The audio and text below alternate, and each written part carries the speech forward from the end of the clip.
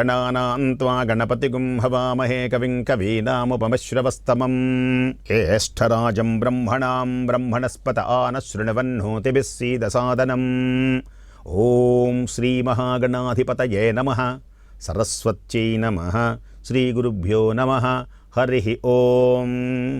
శాంతాకారం భుజగశయనం పద్మనాభం సురేశం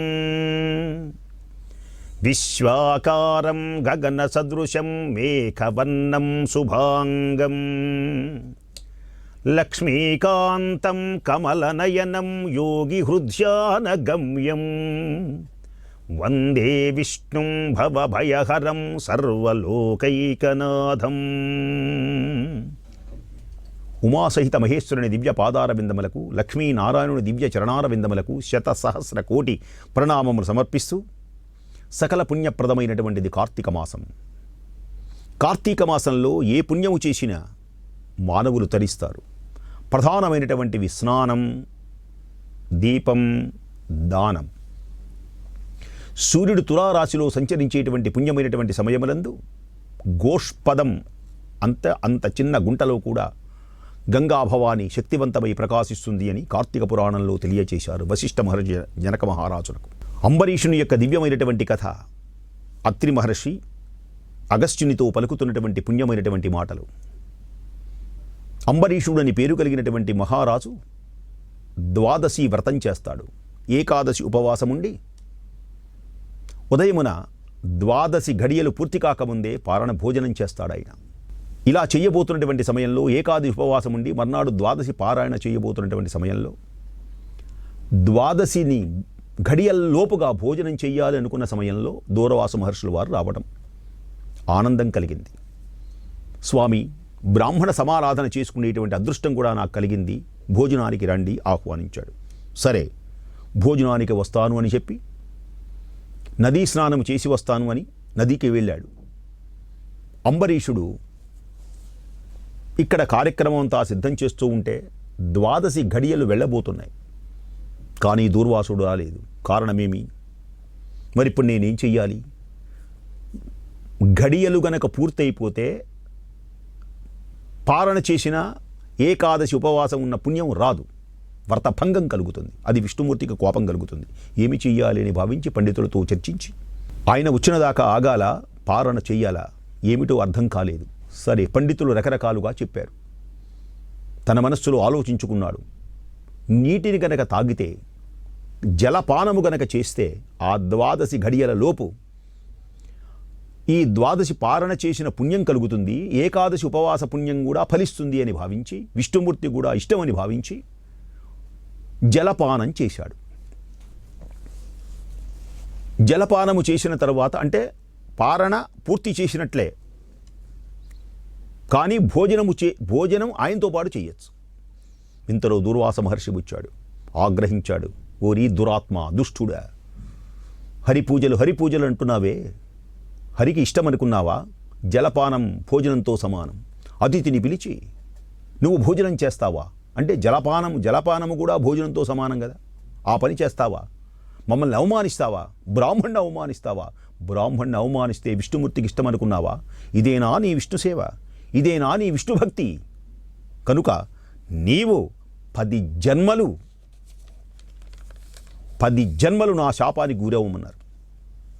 మొదటి జన్మలో చేపగా, రెండవ జన్మలో తాబేలుగా, మూడవ జన్మలో పందిగా, 4వ జన్మలో సింహంగా, 5వ జన్మలో వామనుడిగా, 6వ జన్మలో క్రూరుడైనటువంటి బ్రాహ్మణుడుగా, 7వ జన్మలో మూఢుడైనటువంటి రాజుగా, 8వ జన్మలో రాజ్యము కానీ సింహాసనం కానీ లేనట్టి రాజుగా, 9వ జన్మలో పాషండ మతస్థునిగా, 10వ జన్మలో పాప బుద్ధి గల దయ్యలేనటువంటి బ్రాహ్మణుడుగా నీవు అవతరిస్తావురా శపించాడు. ఈ శాపం పెడుతున్నప్పుడు అంబరీషుడు పాదముల దగ్గర ఉంటే ఆ పాద ఎడమ కాలుతో తన్నాడు. అప్పుడు ఆ అంబరీషుని యొక్క హృదయం నిండా ఎవరున్నారంటే నారాయణుడు ఉన్నాడు. ఈ శాపములన్నీ నారాయణుడికి తగులుతున్నాయి కానీ అంబరీషునికి కాదు. ఇదొక విశేషం. అంబరీషుని కాపాడాలి అని భావించి మహావిష్ణుమూర్తి సుదర్శనాయుధమును ప్రయోగించారు. పుణ్యమైనటువంటి సుదర్శనాయుధం. నిన్న ఒక విశేషం చెప్పాను సుదర్శనం గురించి, ఈ పూట కొంచెం వివరిస్తాను. సుదర్శనం ఇది చాలా గొప్పది, భాగవతంలో వస్తుంది.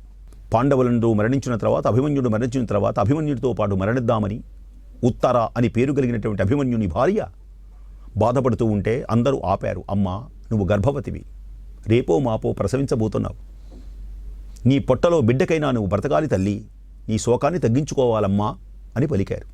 గర్భవతిగా ఉన్నటువంటి ఉత్తర గర్భంలో పాండవ మునిమనవుడు పెరుగుతున్నాడు. పాండవుల అర్జునుడి యొక్క కొడుకు అభిమన్యుని యొక్క కొడుకు పెరుగుతున్నాడు, మనవడు పెరుగుతున్నాడు. అంటే పాండవ వంశాంకురం ఉన్నది.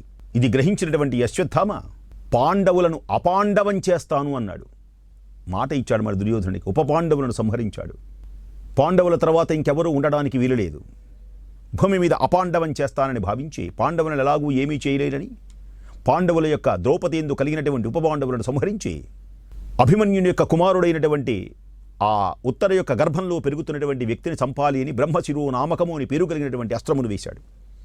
అప్పుడు ఆ అస్త్రము దగ్గరికి రాగానే కడుపులో మంటలు మొదలైనవి. బాధ కలిగింది. అబ్బా, మంటలు, బాధ. కృష్ణ, హే కృష్ణ పరంధామ స్వామి మొదబెట్టుకున్నది కృష్ణ పరమాత్మ. నేను నీ గారాబు పట్టి అయినటువంటి సుభద్ర యొక్క కోడలని, అశ్వత్థామ బ్రహ్మశిరో నామకం అని పేరు కలిగినటువంటి దివ్యమైనటువంటి ఒక అస్త్రాన్ని నా కడుపులోకి ప్రయోగించాడు. అది అగ్నిజ్వాలలు వెదజల్లుతున్నది. నా పొట్టలో ఉన్నటువంటి పిండం ముక్కలు కాబోతున్నది. నా కడుపులో మంటలు చెలరేగుతున్నాయి, బాధ కలుగుతున్నది. కాపాడు స్వామి కృష్ణ అని ప్రార్థించింది. ఎప్పుడైతే ఇలా ప్రార్థించిందో పరమాత్మ విన్నాడు. ఈ సుదర్శనాయుధమునే వేశాడు.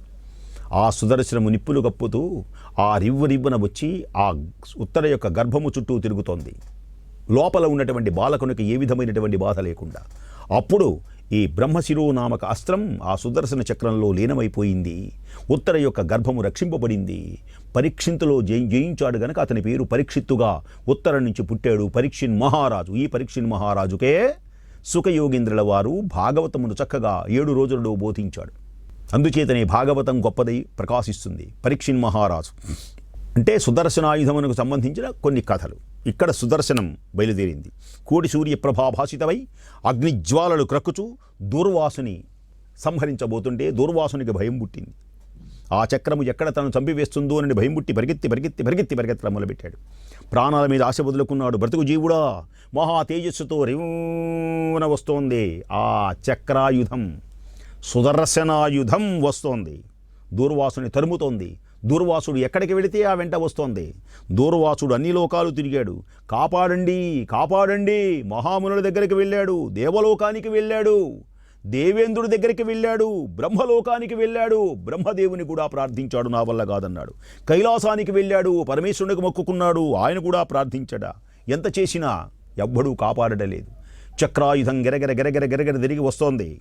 ముక్కోపోయినటువంటి దుర్వాసుడు భూలోక భువర్లోక స్వర్లోక దివ్యమైనటువంటి పాతాళ లోకాలు సత్యలోకాలు తిరిగి అన్ని లోకాలు తిరిగిన సుదర్శనాయుధం వెంటనే పరిగెత్తుతూనే ఉన్నది. తను రక్షించేటువంటి వారు లేకపోతే ఎవడు రక్షించేటువంటి వాడిని చివరకు వైకుంఠంలో మహావిష్ణుమూర్తి దగ్గరికి వెళ్ళి అమాంతం గబగబ పాదములు పట్టుకొని హే వాసుదేవా జగన్నాథ శరణాగత రక్ష బిరుదాంకిత రక్షించు నీవే నన్ను కాపాడగలిగినటువంటి దయారస సముద్రుడవు నీవే స్వామి ప్రార్థించాడు.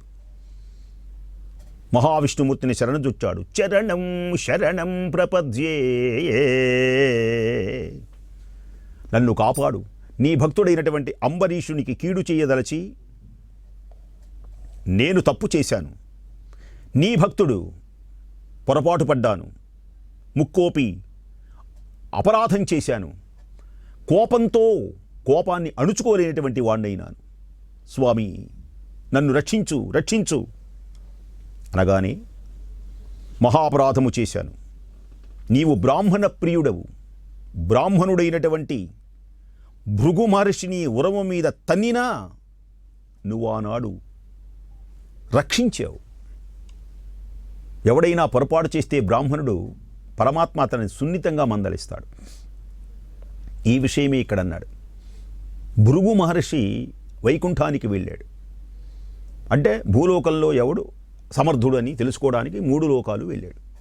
బ్రహ్మలోకానికి వెళితే వీణాపాణి అయినటువంటి సరస్వతీదేవి యొక్క వీణానాదంలో మైమరిచిపోయినటువంటి బ్రహ్మదేవుని చూసి చతుర్ముఖ సకల చరాచర సృష్టికారక అన్నాడు ఈ భృగు మహర్షి. భృగు మహర్షిని రక్షించావన్నాడు కదా, భృగు మహర్షి కథ చెబుతున్నాడు అనమాట. కొంచెం చతుర్ముఖ సకల చరాచర సృష్టికారక వినిపించుకోలేదు. ఏమది? బ్రహ్మదేవ బ్రహ్మదేవ అంటున్నా వినిపించుకోవటం లేదే. సతి సంగీతమే సతి సంగీతమే, నీకు సతి యొక్క సంగీతమే నీకు ఆనందాన్ని కలిగించిందా? భక్తుల యొక్క మొర వినవా? ఇదేనా బ్రహ్మలోకంలో నువ్వు చేసేటువంటిది? నా మొర వినలేదు గనక నీకు భూలోకంలో ఆలయములే లేకుండా ఉండుగాక. బ్రహ్మదేవునికి ఆలయాలు లేవు. రుద్రలోకానికి వెళ్ళాడు, శివలోకానికి. పార్వతీ సమేతుడై పరమేశ్వరుడు తాండవిస్తున్నాడు. బృందీశ్వర భృంగీశ్వర నందీశ్వరుడు వివిధములైనటువంటి గానాలతో, ఢమరుక ధ్వనులతో, రుద్రాక్షమాలలతో ఊగిపోతున్నారు. శంకర శంకర భం శంఖనాదాలతో, డమరుక నాదాలతో మారుమురుగుతూ కైలాసం తాండవం చేస్తూ ఉంటే ఈ మొర వినలేదు. ఏమది? బ్రహ్మలోకమునకెగితే సతి సంగీతమే వరమై ఇష్టముచ్చినట్టు ప్రవర్తిస్తున్నాడు ఆయన. ఇక ఈయనేమో పార్వతీదేవిని కూడా ఆనందంగా తాండవం చేస్తున్నాడు. వీళ్ళ భక్తులను రక్షించేది. ఈ శివుడిది కఠినమైనటువంటి హృదయం, రాతిలా ఉన్నది.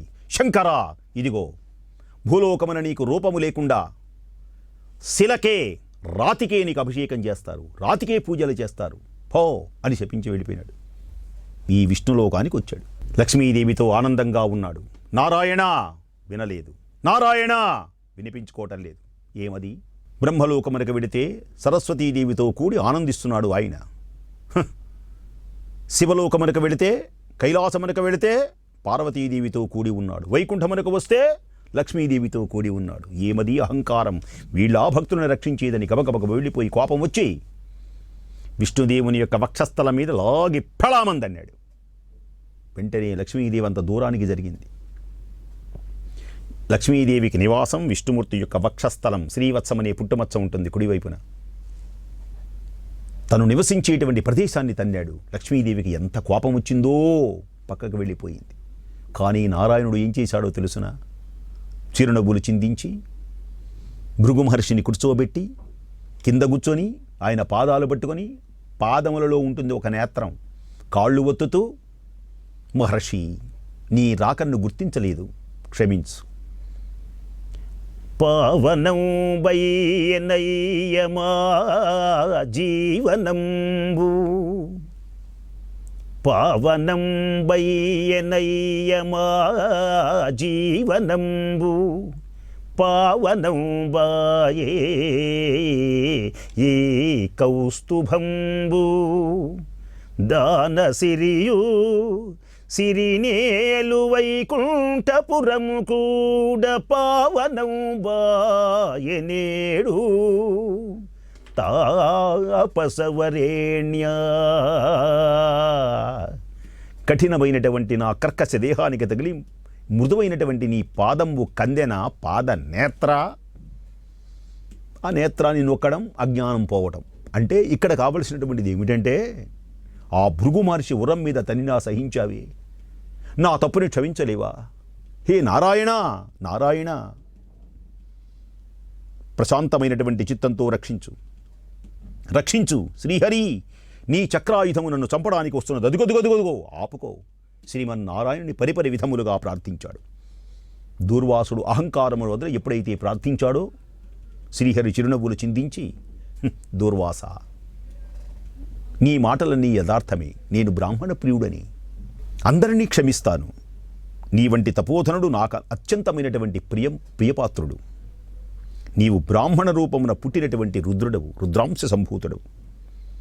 నిన్ను చూచిన 3 లోకములు కూడా భయపడుతున్నారే. నేను త్రికరణముల చేత బ్రాహ్మణులకు ఎట్టి ఆపదా హింస కలిగించను. ప్రతి యుగమునందు గోవులను ఎవడైతే కాపాడుతున్నాడో అతని వెంట నేనుంటాను. దేవతలను ఎవరైతే పూజిస్తున్నారో వాళ్లను నేను రక్షిస్తాను. బ్రాహ్మణులను, సాధుజనులను సంభవించేటువంటి ఏ ఆపదలైనా సరే నేను వారిని కాపాడతాను. ఎంత ఆపదలో ఉన్నా సరే గో, దేవ, బ్రాహ్మణ, సాధుజనులను రక్షించి దుష్ట శిక్షణ, శిష్ట రక్షణ, ధర్మ పరిరక్షణ చేస్తాను. అంబరీషుని శపించావు నిష్కారణంగా. నేను శత్రువైనను మనోవాక్కాయ కారముల చేత నేను కీడు తలపెట్టను. ఈ ప్రపంచంలో ప్రాణి సమూహమంతా నావాడే, నా స్వరూపమే, నా రూపంగానే చూస్తాను. అంబరీషుడు ధర్మయుక్తంగా రాజ్య పరిపాలన చేస్తున్నాడు సంగతి నీకు తెలియదా? అటువంటి నా భక్తుని నీవు అనేక విధములైనటువంటి విధంగా దూషించావు. నీ ఎడమ పాదంతో అతన్ని తన్నావు. ఇదేనా? అతని ఇంటికి నీవు అతిథై వచ్చి కూడా వేళకు వెళ్ళలేదే? ద్వాదశి ఘడియలు పూర్తవుతున్న సంగతి కూడా నీవు గుర్తించలేదా? ద్వాదశి పారణ చేసుకునేటువంటి వ్రతమున్నది, ద్వాదశి వ్రతమున్నది అని అంబరీషుడు నిన్ను బ్రతిమలాడాడే.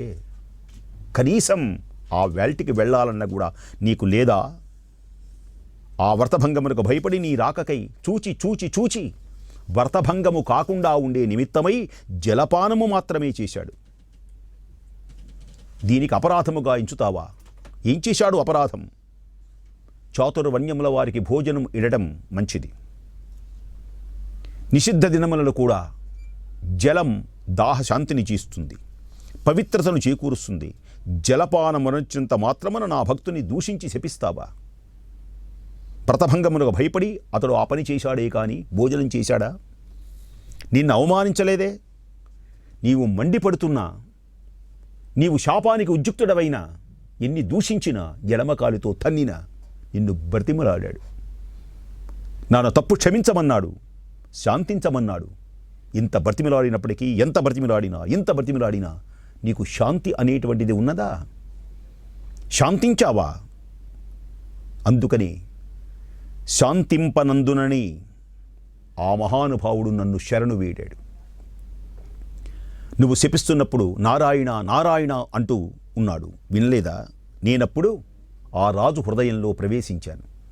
అప్పుడు అతడు అంబరీషుడు కాదు, నేనే. నువ్వు శపించినటువంటి శాపం ఉన్నదే, 10 జన్మల శాపం, అది నాకే తగులుతుంది, అంబరీషునికి తగలదు. ఈ శాపాన్ని నేను అనుభవిస్తాను. కనుక అతడు దేహస్థితిలో లేడు, దేహాన్ని మర్చిపోయినాడు. దేహము తాను తెలుసుకునే స్థితిలో లేడు. నీ శాపము అతను వినలేదు. అంబరీషుడు నా భక్త కోటిలో అధికుడు, నిరపరాధి, దయాశాలి, ధర్మతత్పరుడు. అటువంటి వాడిని అకారణంగా దూషిస్తావా? అతను నిష్కారణముగా శపిస్తావా? విచారవలదు. ఈ శాపము లోకోపకారమే. నీ నోటి వెంట వెలువడింది లోకమునకు ఉపకరిస్తుంది. పరిత్రాణాయ సాధూనాం వినాశాయ చ దుష్కృతాం ధర్మ సంస్థాపనార్థాయ సంభవామి యుగే యుగే. సాధు రక్షణ, శిష్ట రక్షణ, దుష్ట శిక్షణ, ధర్మ పరిరక్షణకై ఈ 10 అవతారములు నేను ఉపయోగిస్తాను. నీ శాపములో ఉన్నటువంటి 10 అవతారముల యొక్క లక్ష్యము నేను చెబుతాను విను. మొదటి జన్మలో చేపనై పుడతాను. ప్రళయపయోధి జలే ధృతవానసి వేదం విహితవహీత్ర చరిత్రమఖేదం కేశవా కేశవాతృత మీన శరీరా జయ జగతేశ హరే. వేదములను కాపాడతాను.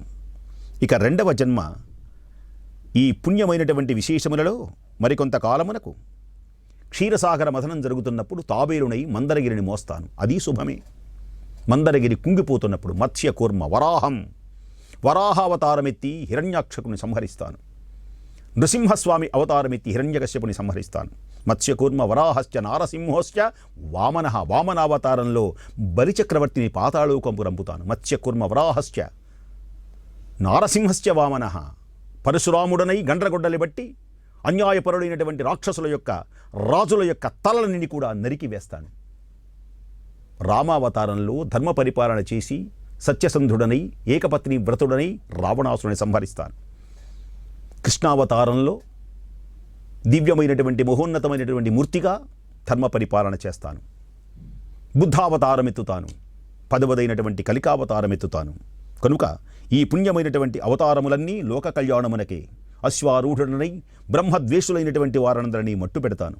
అంబరీషునికి పెట్టినటువంటి శాపం ఈ 10 రకములైనటువంటి అవతారములు నేనే ఎత్తుతాను అని చెప్పి మహానుభావుడైనటువంటి ఈ దివ్యమైనటువంటి నా దశావతారములను ఎవరైతే స్మరిస్తారో మత్స్య కూర్మ వరాహశ్చ నారసింహశ్చ వామనః రామో రామశ్చ కృష్ణశ్చ బుద్ధ కలికిలేవచ ఎవరైతే స్మరిస్తారో సమస్త పాపములన్నీ తొలగించుకొని వైకుంఠం ప్రవేశిస్తారు. అట్టి పుణ్యమైనటువంటి విశేషములు తెలియజేస్తున్నారు. మిగిలినటువంటి విశేషములను అంబరీషుని యొక్క కథను రేపు మరల కొంత చెప్పుకుందాం. ఇప్పటికి 26 అధ్యాయములు పూర్తయినాయి. 26వ రోజు, రేపు 27వ రోజు. పుణ్యమైనటువంటి స్వామి చరణార విందములకు 100 కోటి ప్రణామములు సమర్పిస్తూ రామచంద్రాయ జనకరాజయ మనోహరాయ మామకాభీష్టదాయ మహిత మంగళం కోసలేశాయ మందహాసవాసపోషకాయ వాసవాది వినుత సద్వరాయ మంగళం మంగళం కోసలేంద్రాయ మకనీయ గుణాత్మనే చక్రవర్తి తనూజాయ సార్వభౌమాయ మంగళం.